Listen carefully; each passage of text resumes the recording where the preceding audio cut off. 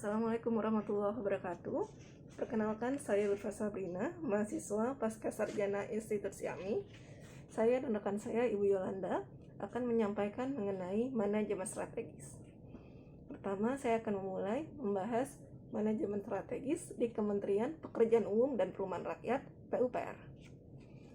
Pertama, model manajemen strategis dapat disampaikan sebagai berikut. 1. Perumusan visi misi. Visi terwujudnya infrastruktur pekerjaan umum perumahan rakyat yang handal dalam mendukung Indonesia yang berdaulat, mandiri, berkepribadian, dan berdasarkan gotong royong. Adapun misinya, yang pertama, mempercepat pembangunan infrastruktur sumber daya air, termasuk sumber daya maritim, untuk mendukung ketahanan air, kedaulatan pangan, dan kedaulatan energi. Kedua, mempercepat pembangunan infrastruktur jalan untuk mendukung konektivitas yang meningkatkan produktivitas yang berfokus pada keterpaduan konektivitas daratan dan maritim. Ketiga, mempercepat pembangunan infrastruktur permukiman dan perumahan rakyat untuk mendukung infrastruktur dasar yang layak dalam rangka mewujudkan kualitas hidup manusia sejalan dengan prinsip infrastruktur untuk semua. Yang keempat, mempercepat pembangunan infrastruktur pekerjaan umum dan perumahan rakyat secara terpadu dari pinggiran didukung industri konstruksi yang berkualitas untuk keseimbangan pembangunan antar daerah, terutama di kawasan tertinggal, perbatasan, pedesaan dalam kerangka NKRI. Selanjutnya, meningkatkan tata kelola sumber daya organisasi bidang pekerjaan umum perumahan rakyat yang meliputi sumber daya manusia, pengendalian dan pengawasan, kesekretariatan, serta penelitian dan pengembangan untuk mendukung fungsi manajemen, perencanaan yang terpadu, pengorganisasian yang efisien, pelaksanaan yang tepat, serta pengawasan. 2.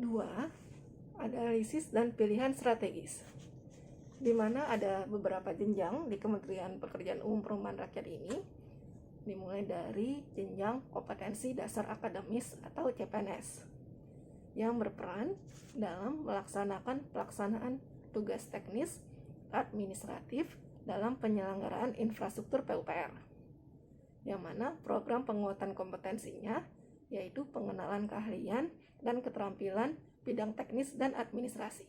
Jenjang selanjutnya adalah kompetensi keahlian yang diisi oleh pejabat fungsional ahli pertama, berperan dalam menyelenggarakan tugas teknis fungsional bidang infrastruktur PUPR.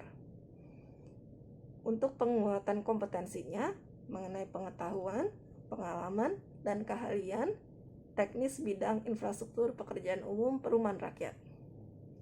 Jenjang selanjutnya kompetensi operasional yang diisi oleh pejabat struktural eselon 4 ahli muda yang berperan dalam melakukan penelaahan dan analisis data dalam rangka penyusunan, rencana, program, dan perumusan kebijakan di bidang infrastruktur PUPR.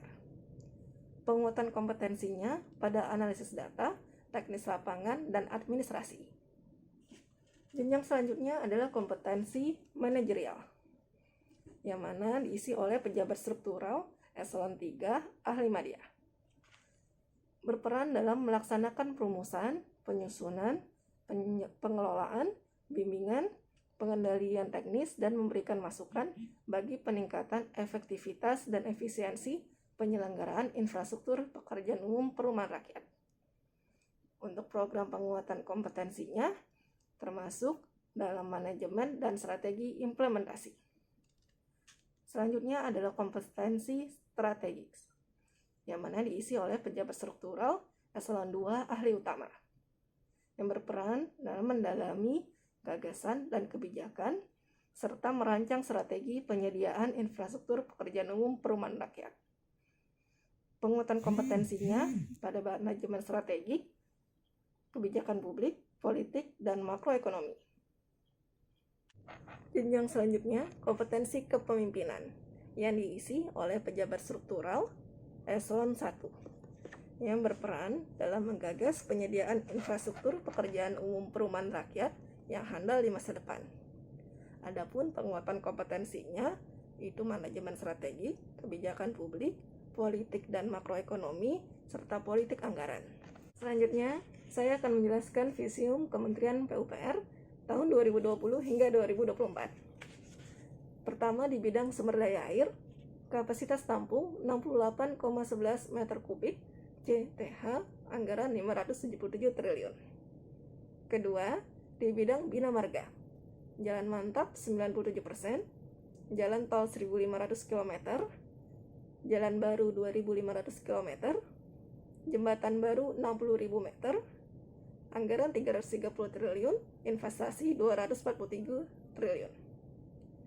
Di bidang cipta karya, 88% air minum, 17.000 hektar kumuh, 85% sanitasi, anggaran 128 triliun. Di bidang penyediaan perumahan, 5 juta backlog MBR, pembangunan 3,9 juta unit, anggaran 780 triliun, 20% dan 30% dari APBN atau APBD, serta 70% hingga 80% dari swasta atau masyarakat. Selanjutnya, visium Kementerian Pekerjaan Umum Perumahan Rakyat tahun 2030. Pertama, di bidang sumber daya air, kapasitas tampung 120 meter kubik CTH dengan anggaran 1.423 triliun. Lalu di bidang bina marga, jalan mantap 99%, jalan tol 2.000 km, jalan baru 3.000 km, jembatan baru 70.000 meter, anggaran 448 triliun dengan investasi 390 triliun. Di bidang cipta karya, 100% air minum, 0 hektar kumuh, 100% sanitasi dengan anggaran 170 triliun. Di bidang penyediaan perumahan, 3 juta backlog MBR, pembangunan 4,88 juta unit, anggaran 1.220 triliun, 20 hingga 30% menggunakan APBN APBD, 70% hingga 80% swasta dan masyarakat. Selanjutnya, saya akan menjelaskan kebijakan manajemen strategis di Kementerian PUPR. Pertama, di bidang sumber daya air, pengelolaan sumber daya air. Terdiri atas konservasi sumber daya air, pendayagunaan sumber daya air, serta pengendalian daya rusak air. Selanjutnya, di bidang bina marga, penyelenggaraan jalan. Pembangunan dan pemeliharaan jalan telah menghasilkan kondisi mantap jalan nasional mencapai 98% dan tingkat aksesibilitas jalan nasional mencapai 88,3%. Kondisi tersebut maka arus transportasi, logistik, barang dan jasa antar wilayah semakin efisien. Selanjutnya, kebijakan pemukiman. Bagian pembangunan pemukiman terdiri atas pengembangan kawasan permukiman, penataan bangunan dan lingkungan, pemenuhan kebutuhan air minum, serta pengembangan penyihatan lingkungan pemukiman. Selanjutnya, kebijakan pembangunan perumahan. Memperluas akses terhadap tempat tinggal yang layak yang dilengkapi dengan sarana dan prasarana yang memadai untuk seluruh kelompok masyarakat secara berkeadilan melalui pengembangan multisistem penyediaan perumahan secara utuh dan seimbang. Selanjutnya, kebijakan pembinaan jasa konstruksi. Di antaranya difokuskan pada upaya peningkatan kualitas pengelolaan data dan informasi konstruksi. Kemudian, pengawasan dan akuntabilitas yang diantaranya ditujukan bagi penyelenggaraan infrastruktur PUPR dan sasaran prioritas nasional untuk mewujudkan tata kelola pemerintahan yang bersih dan demokratis. Selanjutnya, penelitian dan pengembangan. Di antaranya untuk mendukung penyelenggaraan pembangunan dalam menciptakan teknologi dan rekomendasi seiring dengan tuntutan infrastruktur PUPR. Kemudian, pengembangan sumber daya manusia, di antaranya untuk terwujudnya ASN PUPR yang kompeten, profesional, dan berintegritas. Kemudian, dukungan manajemen dan teknis lainnya untuk peningkatan kapasitas kelembagaan aparatur dan peran dukungan sarana dan prasarana demi wujudkan tata kelola pemerintahan yang bersih, efektif, demokratis, dan terpercaya. Demikian penjelasan mengenai manajemen strategis di Kementerian Pekerjaan Umum Perumahan Rakyat (PUPR). Selanjutnya akan dibahas mengenai manajemen strategis di Rumah Sakit Umum Kota Tangerang Selatan oleh rekan saya, Ibu Yolanda. Terima kasih.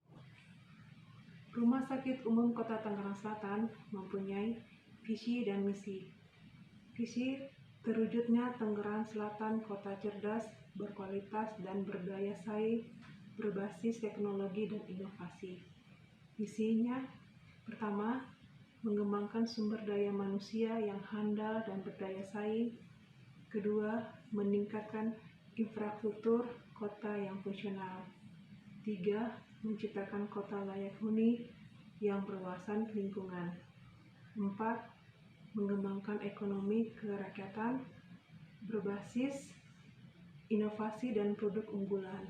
5. Meningkatkan tata kelola pemerintah yang baik berbasis teknologi informasi. Tujuannya memberikan pelayanan kesehatan paripurna sesuai dengan standar dan profesionalisme untuk meningkatkan derajat kesehatan masyarakat. Moto rumah sakit melayani sepenuh hati.